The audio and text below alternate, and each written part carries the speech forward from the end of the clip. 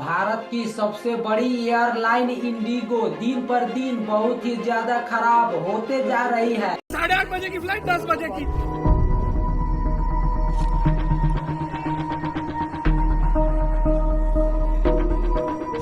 Indigo ने 2025 में हजारों प्लेन्स कैंसिल कर दिया। लाखों लोग एयरपोर्ट पर फंसे हुए हैं और एयरपोर्ट पर हाहाकार मच गया है। क्या बताइए आप बोलोगे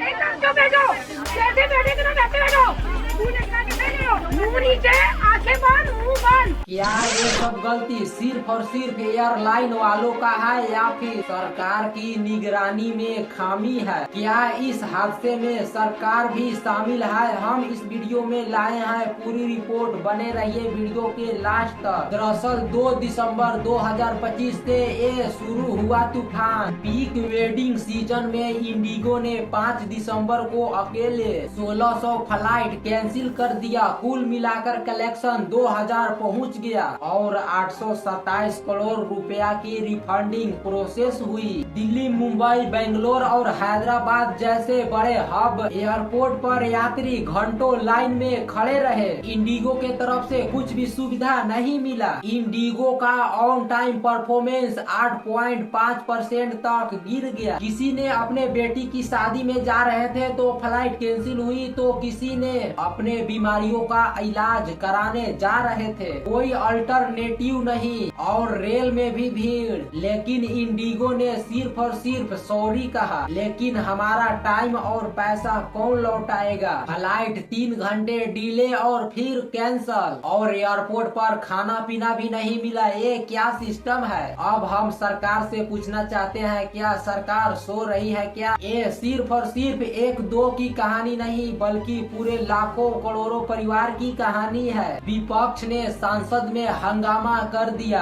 कांग्रेस के केसी वेणुगोपाल ने कहा ये सिर्फ और सिर्फ सरकार की नाकामी है। डीयू ओपाली ने एक्शन को बंधक बना लिया। तो सवाल ये है कि आखिर ये संकट क्यों आया? इसका मुख्य वजह क्या था? दरअसल इसका वजह FDTL रूल्स यानी कि फ्लाइट ड्यूटी टाइम लिमिटेशन जनवरी 2024 में DGCA ने उन्हें अलाउंस किया था। जून 2025 फेज 1, नवंबर 2025 फेज 2 पायलट को ज्यादा रेस्ट दिया जाएगा। 36 से 48 घंटे वीकली नाइट ड्यूटी लिमिट और सिर्फ हफ्ते में 2 बार लैंडिंग। और फिर इंडिगो ने प्लानिंग सही से नहीं किया और एयरलाइन ने मना कर दिया और बोला हमने नवंबर 1 डेडलाइन के लिए ए डे के वेट प्लानिंग नहीं किया। इंडिगो का 60% मार्केट शेयर है। हाई यूटिलाइजेशन मॉडल पे चलती है लेकिन बफर नहीं रखा। 15 से 20% पायलट की जरूरत थी लेकिन हायरिंग फ्रीज और ट्रेनिंग डिले एक क्राइसिस मैनेजमेंट फेलियर है। इंडिगो ने रिफंड मिल्स होटल का वादा किया। 9000 बैग में से 4500 बैग डिलीवर हो चुके लेकिन ट्रस्ट टूट गया और शेयर प्राइस 16% गिर गया। और हाँ, सबसे बड़ा सवाल, क्या इसमें सरकार भी शामिल है और क्या DGCA का निगरानी फेल हो गया?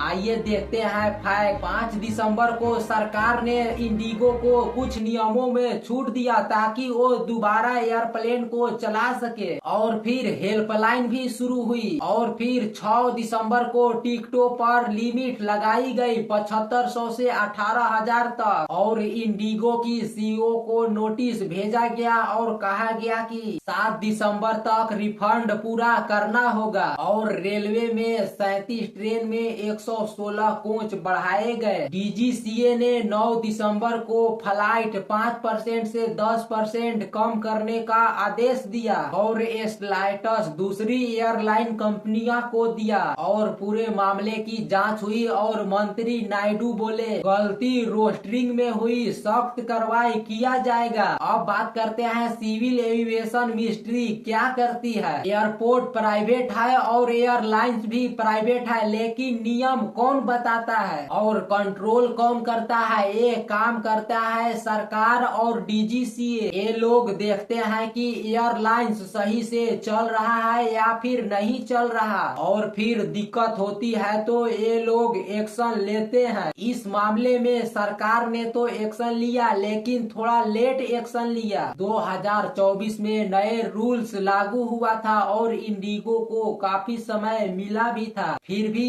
इतनी फ्लाइट क्यों रुकी? क्योंकि मैनेजमेंट की कमजोरी थी। हमने यात्रियों के लिए कदम उठाया है, जांच होगा और गलती करने वालों पर एक्शन लिया जाएगा। और वही विपक्ष कह रही है कि जब एक और दो कंपनियां बचती है तो यही होता है। इस पर कोर्ट में भी केस डाल दिया गया और वही इंडिगो कह रहा है कि 10 और 15 दिसंबर तक सब ठीक हो जाएगा। लेकिन ये घटना बताती है कि यात्रियों का अधिकार मजबूत होना चाहिए और एयरलाइन की मॉनिटरिंग सख्त होनी चाहिए, और तो और मुकाबला भी बढ़ना चाहिए। सरकार ने फिलहाल इंडिगो का रिलायंस 10% काटकर दूसरी एयरलाइंस को दे दिया है, लेकिन सवाल ये है सरकार से कि बस इतना क्या काफी है? भविष्य में एयरलाइंस को बैकअप रखना चाहिए और DGCA को सख्त मॉनिटरिंग करना चाहिए। तो ये था पूरा मामला। सरकार ने एक्शन लिया, लेकिन एयरलाइन को भी जिम्मेदारी बनती है। आपकी क्या राय है कमेंट में आप जरूर बताइएगा, और वीडियो देखने के लिए बहुत बहुत शुक्रिया, धन्यवाद। मिलते हैं अगले वीडियो में। और हाँ,